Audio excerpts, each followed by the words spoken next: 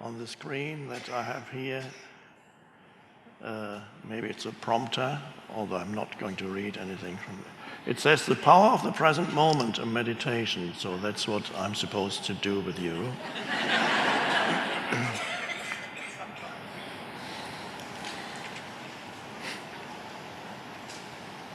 Now, this is not a meditation where you need to go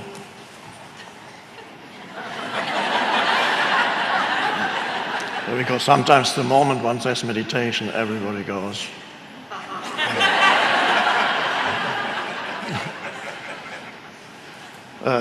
You can't sit like that all the time, but it's always the present moment. So with the present moment meditation, it's something slightly different. It's an amazing thing, the present moment, usually overlooked. So the most amazing thing, I call it thing, of course it's not a thing, the most amazing thing in your life for most people in the normal state of consciousness, and normal means somewhat or very insane. In the normal state of consciousness, the present moment is usually overlooked habitually, unconsciously. People have been conditioned to overlook the most important thing there ever is, because your entire life consists of the present moment. There never has been anything else. Everything happened in the present moment, and when you remember it, it's the present moment. And when you think about the future, which of course never arrives as the future, it can only arrive as the present moment. But people live as if the present moment were undesirable or an obstacle, or they actively dislike it. And some people habitually live actively disliking the isness of the present moment. And that's their normal state of consciousness. Sometimes it's hidden. They smile.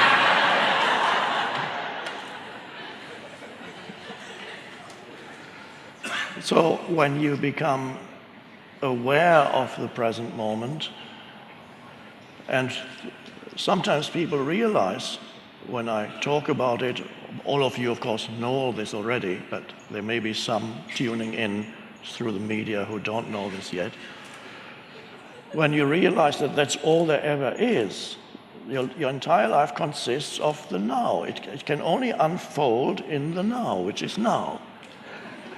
Any emotion you feel, anything you think, anything that happens, any experience, it's all inseparable from the now. But the now to most people is an abstract thing and not interesting enough.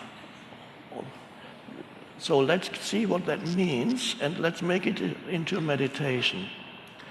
So let's call this our meditation this afternoon, the journey into the now.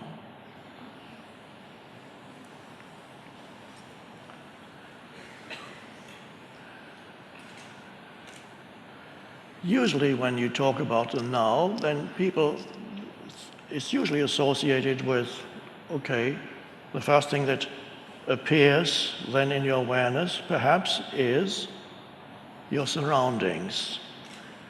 And that's already a great step into the now. It's the first important step into the now, to become aware of whatever surrounds you, the space that surrounds you, wherever you may be, and whatever takes place in that space. And you may notice when you become aware of those sense perceptions, because it's through sense perceptions that you become aware of whatever happens around you, that involves visual, auditory, and to some extent the other senses too, the main ones being visual and the seeing and hearing. So as we enter the now, we become more aware of our surroundings. It's the first step into the now. And now, when you do that, and let's do that now, just not thinking I'm going to practice now, no, just become more aware of your surroundings. It's no practice, and it's not a doing, it's just an awareness arises of this room, the people in this room, the man sitting on the chair, talking, the lights, beautiful arrangement there. And that is the space of now. So what the word to use is you acknowledge what is. And close to acknowledging, you go a little bit deeper, you appreciate what is. What before you probably overlooked completely. And that's already a wonderful thing, and there are some people who are not yet ready to go any deeper than that, and that's fine. It's enough to just go 2 steps into the now. Well, let's call it 3. People like the idea of steps. Let's call it step 1, you become more aware of your surroundings. Step 2, you acknowledge. And with the acknowledgement comes a sense of the goodness of the ways in which life manifests continuously around you. There is an aliveness in everything. Even in the middle of a city, you might say, oh, I prefer the forest or the beach or the mountains. But even in the middle of the city, whatever happens, all the movements in the middle of a city are manifestations of life. Life manifesting as human beings running around, as cars, as houses, buildings, and noise, and so on. And there's also something there that is fine. It's an acknowledgement of life. And then comes an appreciation. Oh, you might see something that you before had not appreciated. The sky, for example. How many times are you aware of the sky? And say, oh. And it's beautiful. And even a cloudy sky, there's always this light filtering through the clouds. Now, you might notice when you become aware of what I call the surface of now, which are the sensory perceptions that reveal the world to you, already a shift in consciousness happens, because now you're not thinking as much. You cannot be very much aware of sense perception and really be looking at the sky or at a tree or a flower or a street scene and be thinking a lot. You have to be really there as the presence. For example, now. So you simply acknowledge the totality of this room. And that's beautiful. And then you go a little deeper still. The next step takes you deeper.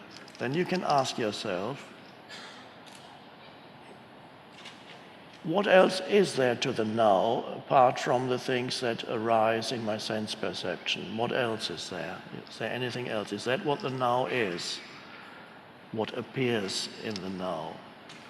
No. It's what appears in the now, but it's not yet the now.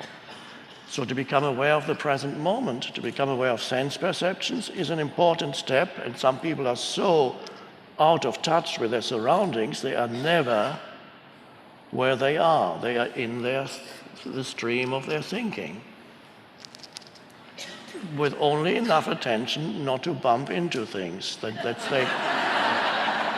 But that's all the attention they give. They can maneuver their way through the furniture or the streets, but most of their attention is on the stream of thinking.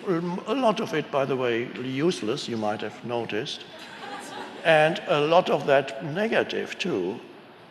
Critical, complaining, having an issue with this or that, thinking about an unpleasant person yesterday. or 10 years ago, and thinking what might go wrong tomorrow or tonight. And all kinds of, it takes you, that consciousness is continuously being absorbed by thinking. And people are in the grip of the stream of thinking. It pulls you along, amplified these days by the digital gadgets. We might be talking about that a little later. The grip of compulsive thinking, where one thing after another arises in your mind and you identify with everything that comes into your mind. Amplified, as I said, by the digital stuff, which want your attention, this is important, another email coming in, a text message. It must be important. Somebody just posted something on Facebook. And you see a photo of a dinner plate, having dinner at such a...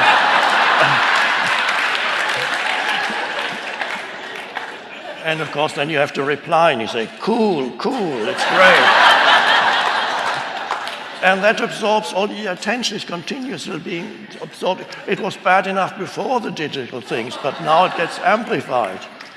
More stuff in your mind, more stuff. And you're drowning in stuff. And I'm not meaning physical stuff. Some people also drown in physical stuff. But you're drowning in mental stuff. One thought after another, one text message after another, one Facebook posting after another, one unpleasant memory or anxious thought after another, one complaint after another about other people, what they did and failed to do and should have done but didn't do. But so there's no end to the stuff, and you are missing the present moment. Your attention is absorbed by useless and compulsive thinking. And imagine living like that for 10, 20, 30, 40 years. What that does to your habitual state of consciousness and you as a person. What kind of person does that state of consciousness produce? Anxious, angry, whatever the habitual state is, continuously dissatisfied, continuously needing desperately the next thing, which is never enough. So this is what we're getting out of. Just wanted to show you a little illustration of the normal state. So now we go back into the present moment. And as you become more aware of your sense perceptions, your alertness, and when I say alertness, don't let that be just a conceptual thing.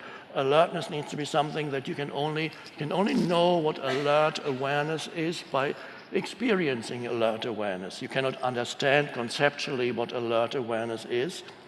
And everybody here, I would say, knows already and can verify in their own experience the difference between being absorbed in being identified with the voice in your head, which is habitual compulsive thinking, and being in a state of alert awareness, which looks like this.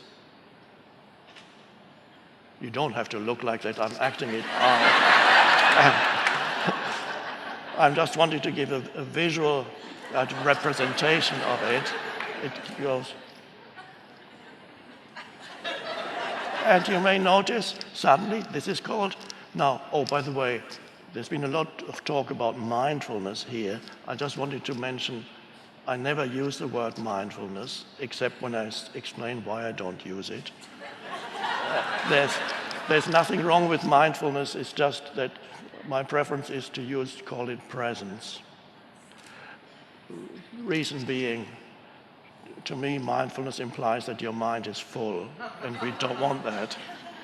So, but if you're very welcome to use, it's perfectly fine to use that word. It's just my preference is presence. So what arises here is presence. When you become aware of your sense perceptions, there needs to be less thinking and more presence. So thinking subsides with that alertness that arises, And don't let it just be words now as I speak. You can verify in yourself that there can be a subtle shift from being involved in thinking into suddenly being fully here with your attention. So little thought now, because you can't be fully aware and be thinking. Now the next step down into the now is, as you become more aware of your sense perceptions, you may also sense the simple but beautiful fact that you are alive. And how do you sense that? That sometimes comes naturally as thinking subsides somewhat, alertness remains, and you can feel that there is an aliveness pervading your entire body. Subtle, somewhere, but you can sense that in your arms, your legs, your feet, there is an aliveness. And that can become part of your experience of the now. So now you begin to be present, what we could call present within and present without. So you can sense your own aliveness. If you can't sense it, ask yourself, for those few people here, probably very few, who cannot sense the inner energy field of the body, what I call the inner body, I ask sometimes, if you close your eyes, hold your hands like this, and ask yourself, how can I know without looking or moving my hands whether my hands are still there? It's a funny question. How can I know without looking at my hands or moving my hands or touching anything, how can I know that my hands are still there? And at that moment, you cannot get a conceptual answer for that. You can only get an experiential answer by suddenly experiencing an aliveness inside your hands. And your attention has moved from thinking, has disengaged from the movement of thought, and is flowing into your hands. And in the same way, if you can feel your hands, you can feel your feet at the same time. And that you can feel the entire body as a subtle energy field. And that's a lovely place to be. And that you begin to be more rooted in the now. And you are present within and without. Being in the body, I call that sometimes an anchor for staying present. It can be helpful because the mind is the egoic mind, the unconscious mind is very clever, and if you don't, especially as you begin to practice presence, if you don't have an anchor for the present moment, the mind will very quickly come in with a thought. And that thought could be anything, but it will claim to be extraordinarily important. And it will say, follow me. You need to think about this. This requires your immediate attention at 3:30 in the morning in bed. And that thought, of course, may proliferate into other thoughts. Anxious thoughts, regretful thoughts. What about my whole life? I have to work out my life. It's all been useless. What have I done with my life? What about my life? What is my life? It's a mental construct that you call my life, and you miss the actual life in the present moment.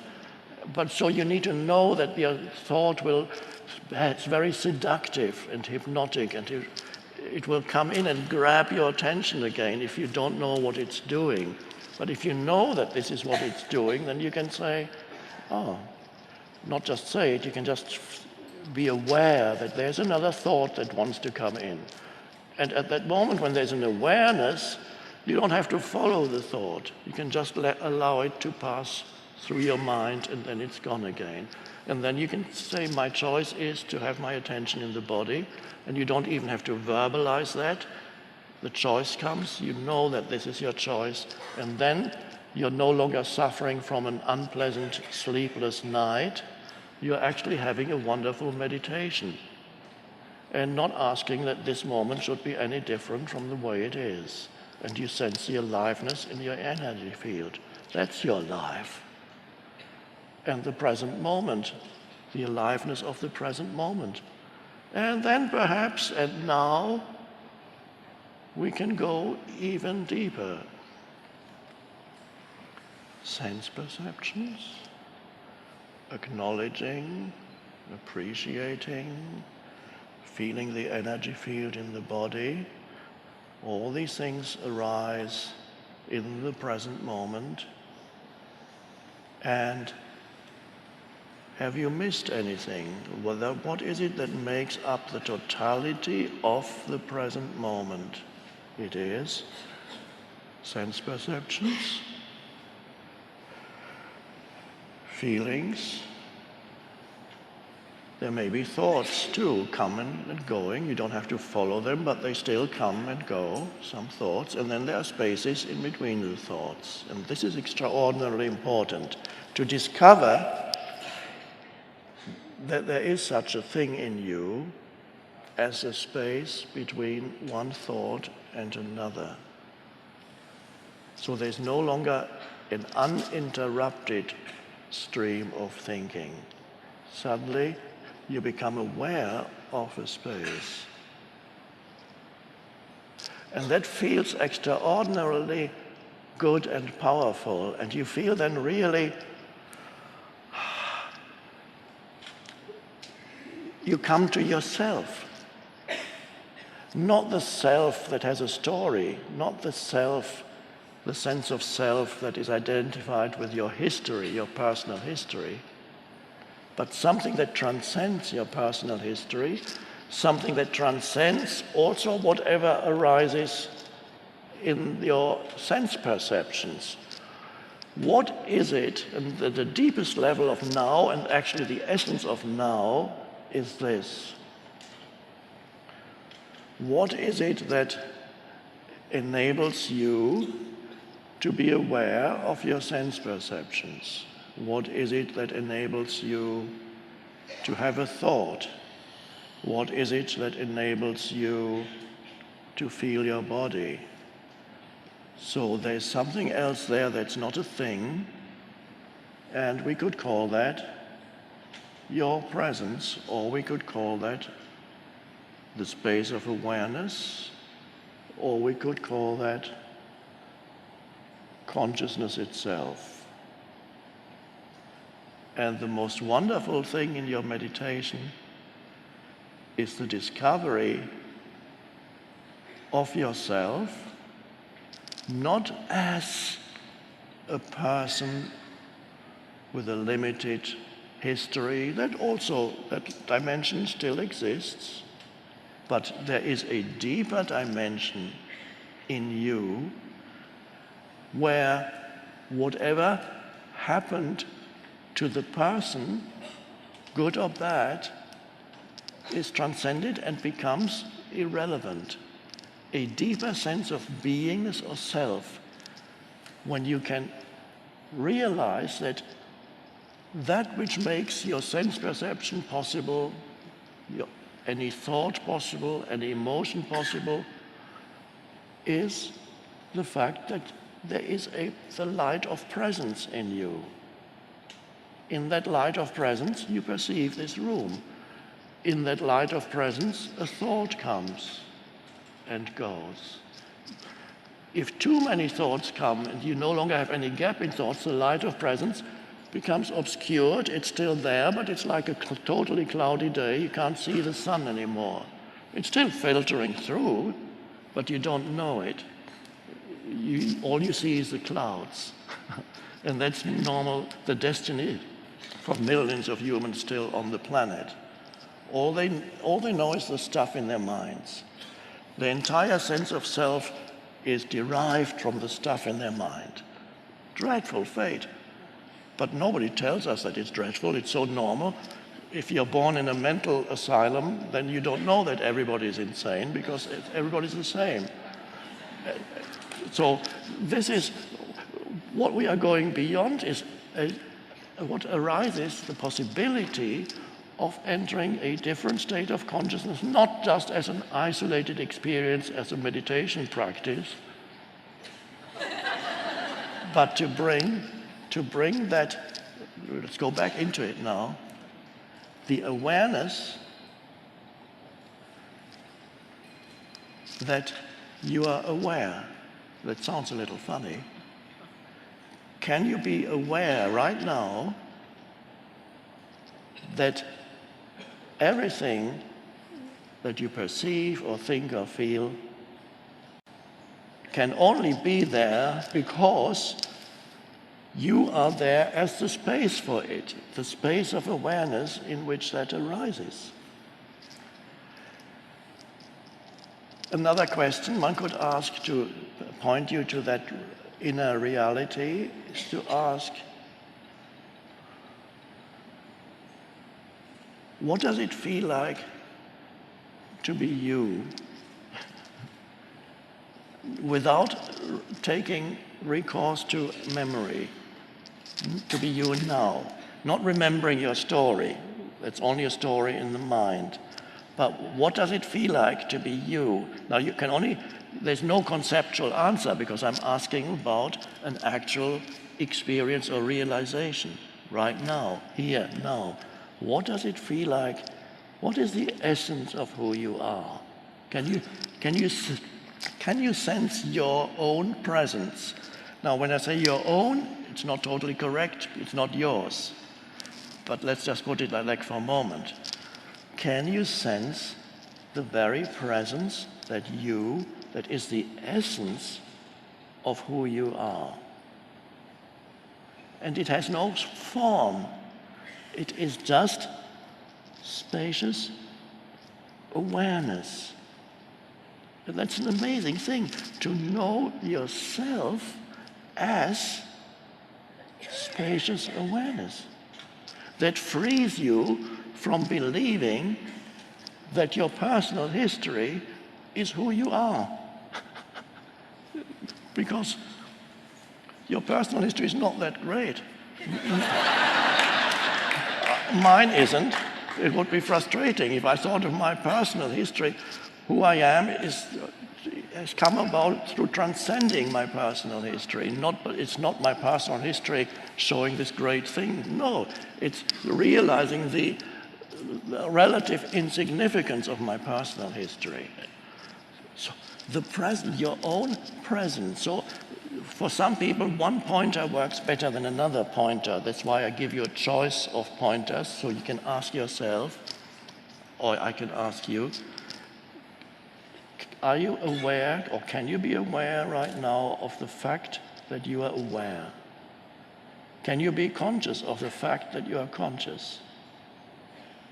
That still sounds dualistic because I'm using language, but it's only because I'm using language. What really happens when you are aware that you are conscious is not that here is me and here is I'm aware of my consciousness, subject and object. That's not how consciousness, you can't be aware of consciousness like that. You can only be aware of consciousness as yourself, as the eternal subject. Your consciousness can never become something that becomes an object in consciousness.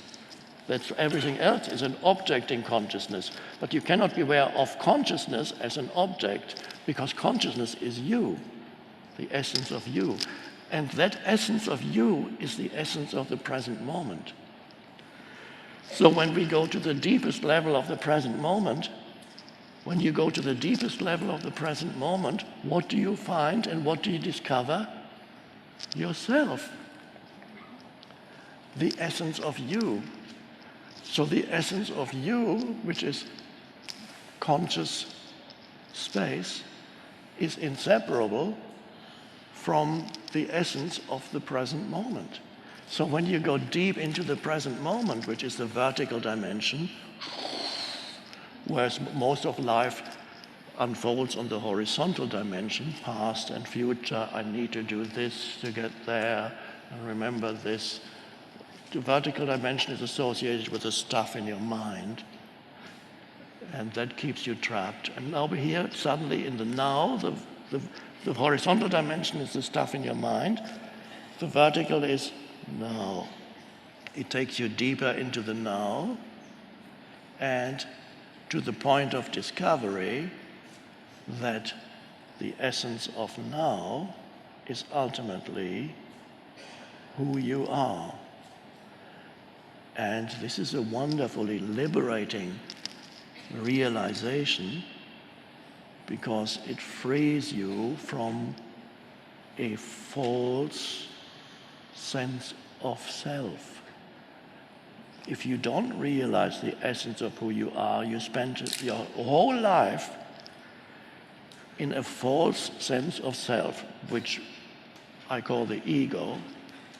It's a false sense of self that is derived from mind activity plus emotions that accompany mind activity. And because you're so identified with the mind, an entire sense of self, which is the ego, is derived from certain habitual and repetitive thought patterns, plus emotional and reactive patterns. That bundle of repetitive, unconscious, compulsive thought patterns and reactive and emotional patterns that go with it, that bundle that people who don't know the deeper levels of who they are, that is called the person. The bundle of habitual thoughts that tell you your story. And you tell it to others too. You want to hear my story? You have suffered? Now listen to my story. Your suffering is nothing. Or as my dad used to say, whenever somebody said, I have a pain here, I have a pain there, he would say, you have a pain? I've had a pain for years, I don't even talk about it. You can enhance your sense of self in that way. It's all a false sense of self. And you are trapped in that, what the Buddha called the delusory self, the self that has no ultimate reality. So the Buddha said there is no self, the self, anatta in the Pali language, in the old scriptures, the unreality of the self, this mind-made entity. And so the Buddha's teaching was, it pointed, one of the essences in the Buddha's teaching is emptiness. What does that remind you of? Awareness, spacious awareness. Presence, emptiness, no form. Jesus had the same message. The kingdom of heaven does not come with signs to be perceived. What does that mean? It means you can never say, oh, there it is. Why can't you say, oh, there it is? Because you are it. It can never become an object in your consciousness because it is consciousness itself. And people have been repeating the words of Jesus for 2,000 years. With who has understood them? Very few, maybe one or two Buddhists.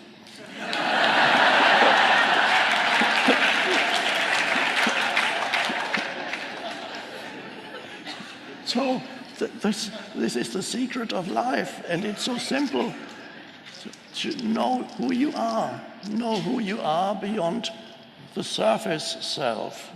And it doesn't mean you can't remember your history anymore. Of course you can remember your personal history.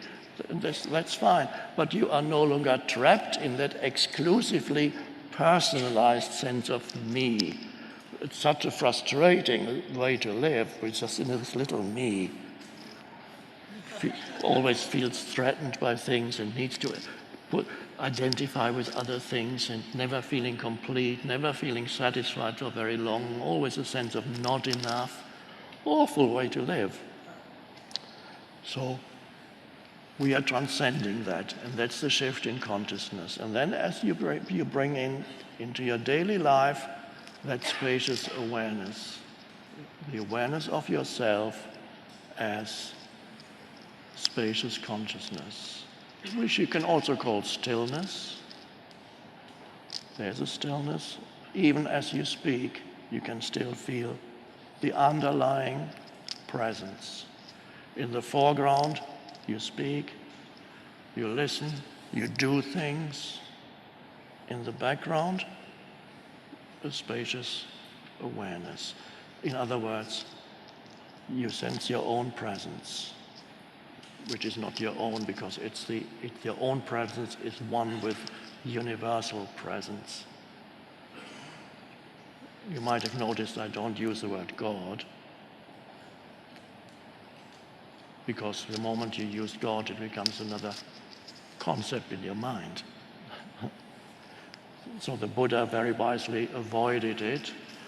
And when they asked the Buddha, "You never talk about God," they said to the Buddha, "Why is there a God?" And of course, and this is the end of our meditation, the Buddha's answer was, as reported in the scriptures, when he was asked, "Is there a God?" the Buddha kept noble silence. That's the answer. Thank you.